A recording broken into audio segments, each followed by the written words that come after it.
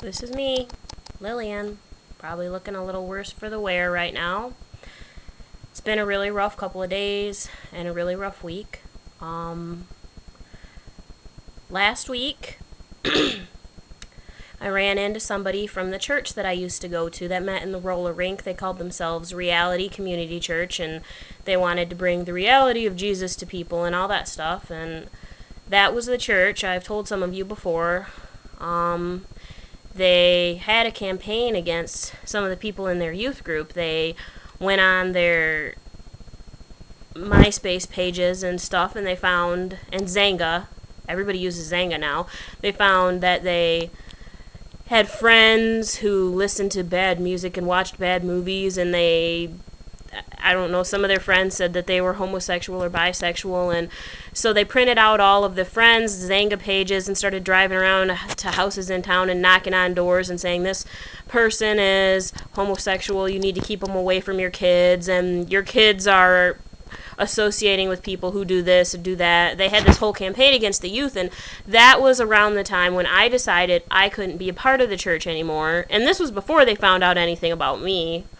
Thank God. I mean, they hate me now. I see them around town, and their kids won't talk to me, and they won't talk to me. They just glare at me, and they stalk away, and that is pretty hurtful to me because I spent a lot of time with this family, and I never did anything to them. I probably hurt them by leaving the church, and I'm sure that there's gossip going around that I did this or said this, but I didn't. And it hurts that they seem to hate me so much. But I met last week this woman, the pastor's wife from that church, and she glared at me and stalked away, and I found out that they are telling people that I am gay, and since I'm gay, that means that I'm looking for young women, and they are shocked and they feel horrible that they let their daughters be around me. And you know, I've been hurt so much in my life, that's about the only thing that you could say that could still hurt me, and that hurt a lot. I didn't know what to do with that, so I didn't do anything with that. And then Wednesday night, I went to the GLBT, WTF, BBQ, HIJK, LMNOP meeting that we have here, D-Saga, at Ferris.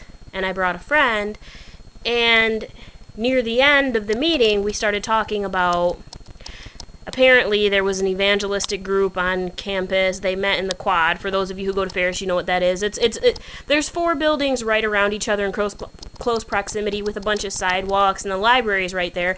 So most students at Ferris pass through there at one time or another during the day. So that's definitely, you know, if you want to get attention, that's the place you go. And apparently these evangelists, quote unquote, rabbit ears, were preaching on the quad, and they were saying, I don't know what they were saying because we didn't talk about it, but I know what they said was bad because people, you know, the president of DSAG was saying, if you guys need anybody to talk to, we're here, and you can talk to us. And I'm sitting there going, what? What'd they say? What'd they say? What? Oh my God, leave me alone. And maybe it's good that I didn't know what they said because I already got hit with a big whammy, and this was probably the worst day that I could possibly hear something like that. But, I mean, when I went to Ferris, we had evangelists stand on the quad and say things that were pretty interesting. Like, I had one hand me a pamphlet saying, you will be in hell, and just walk away. And I chased him down. I was like, dude, you do not just hand that to someone and then walk away. I was like, I'm not going to be in hell, just so you know. And I handed it back to him, but I don't know. I mean, I'm not that strong anymore. I wouldn't be able to do that. And so I just felt bad for all those people because I know what it's like. I know what I just got hit with that week, and I've been told that I was going to hell since I was 7, but I've never had anybody say they need to keep their kids away from me, and that hurt a lot. That was a bad day, a very bad day.